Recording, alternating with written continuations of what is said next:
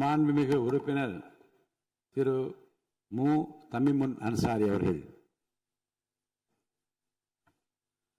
மாண்புமிகு பேரவை தலைவர் அவர்களே, காவிரி நதிநீர் உரிமையை பாதுகாக்கும் வகையில் நமது சட்டமன்றத்தில் அரசினர் தனி தீர்மானத்தை முன்மொழிந்திருக்கும் மாண்புமிகு முதல்வர் அவர்களுக்கு மனிதநேய ஜனநாயக கட்சியின் சார்பில் பாராட்டுகளை தெரிவித்துக் கொள்கிறேன். அரசியல் அணுகுமுறைகள், வேறுபாடுகள் இவற்றையெல்லாம் கடந்து காவிரி உரிமைக்காக இந்த அவையில் இருக்கக்கூடிய நாம் எல்லோரும் ஒரே அணியிலே இருக்கின்றோம் என்ற உணர்வை வெளிப்படுத்தக்கூடிய கடமை இப்போது இருக்கிறது. அதன் அடிப்படையில் நாம் எல்லோரும் ஓரணியிலே இந்த விவகாரத்திலே சிந்திக்க கடமைப்பட்டிருக்கின்றோம். இந்த உலகம் என்பது 71% நீராலும் 29% நிலத்தாலும் சூழப்பட்டிருக்கிறது. ஆனால் உலகம் எங்கும் தண்ணீருக்கான போராட்டங்கள் கடந்த அரை நூற்றாண்டு காலமாக வலுப்பெற்று வருவதை நாம் பார்க்கின்றோம். நம்முடைய இந்திய திருநாடு பல்வேறு இனங்கள், மொழிகள், பிராந்தியங்களை கொண்ட ஒரு துணைக்கண்டமாக இருக்கிறது. இந்த நாட்டிலே நதிநீர் பிரச்சனைகள் எழுகின்ற பொழுதெல்லாம் ஒன்றிய அரசு தலையிட்டு நீதமான முறையிலே தீர்ப்பை வழங்க வேண்டும் என்று நாட்டு மக்கள் எதிர்பார்க்கிறார்கள்.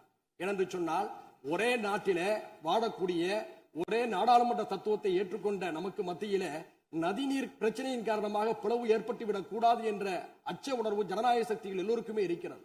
உலகம் முழுக்க பல்வேறு நாடுகளை கடந்து ஒரே நதி பயணிப்பதை பார்க்கின்றோம். உதாரணத்திற்கு வட ஆப்பிரிக்காவை செழுமைப்படுத்திக் கொண்டிருக்கக்கூடிய நைல் நதி எடுத்துக்கொண்டால் 11 நாடுகளை கடந்து செல்கிறது. எகிப்து, சூடான், உகாண்டா, எதியோப்பியா உள்ளிட்ட நாடுகள் பயன்பெறுகின்றன. அந்த 11 நாடுகளை கடந்து செல்லக்கூடிய அந்த நைல் நதிக்கு மத்தியில பிரச்சனைகள் ஏற்பட்டால் அதை தீர்ப்பதற்காக நைல் பேசின் இனிஷியேட்டிவ் என்ற ஒரு அமைப்பு, நிர்வாக அமைப்பு செயல்பட்டுக் கொண்டிருக்கிறது. பல்வேறு நாடுகளுக்கு மத்தியிலே ஒரு நதி பாய்கின்ற போது அதை தீர்ப்பதற்கு ஒரு கூட்டுக்குழு ஏற்படுத்தப்பட்டு ஒரு ஒருமைப்பாடு நிலைநிறுத்தப்படுகிறது என்று சொன்னால், ஒரே நாட்டிலே பாயக்கூடிய நதிகளுக்கு மத்தியிலே பிரச்சனை ஏற்படுகின்ற போது ஒன்றிய அரசும் அதை சார்ந்தவர்களும் நீதமான ஒரு தீர்ப்பை வழங்க வேண்டும் என்றுதான் நாம் எதிர்பார்க்கின்றோம். அந்த அடிப்படையில் இதே மாமன்றத்தில் 6/12/2018 அன்றைய அரசு இதே போன்ற ஒரு தீர்மானத்தை மேகதாதுவுக்காக கொண்டு வந்த போது நானும் அதை ஆதரித்து பேசினேன். இப்போதும் அதே பிரச்சனை எழுந்திருக்கிறது. இந்த பிரச்சனை என்பது 4 மாநிலம் தொடர்புடையது என்பதை மறந்துவிடக் கூடாது. கர்நாடகா, கேரளா, தமிழ்நாடு, புதுச்சேரி என்று 4 மாநில மக்களும் இதிலே பயனடைகிறார்கள்.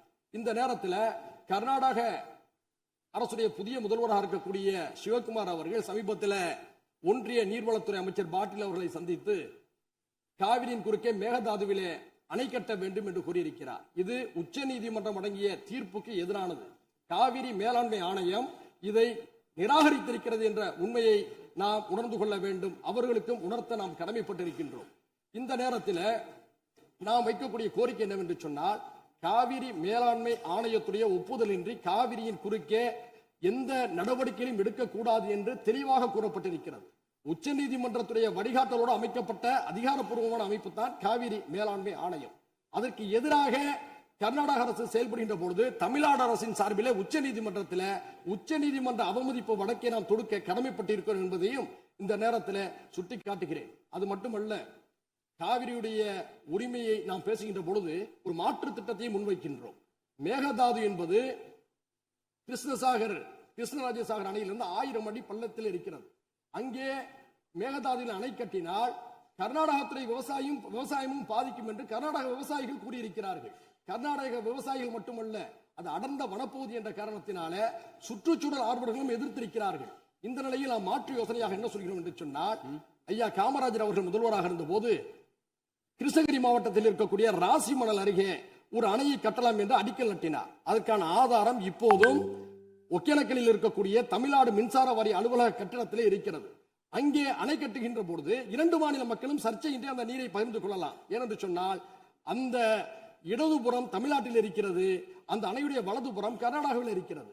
2 மாநில விவசாயிகளும் அவரவர் விருப்பத்துக்கு ஏற்ப நீரை பகிர்ந்து கொள்ளக்கூடிய ஒரு வாய்ப்பை அன்றைய தினம் உணர்ந்த காரணத்தினால்தான் ஐயா காமராஜர் அவர்கள் அதற்கான அடிக்கலை நட்டினார்.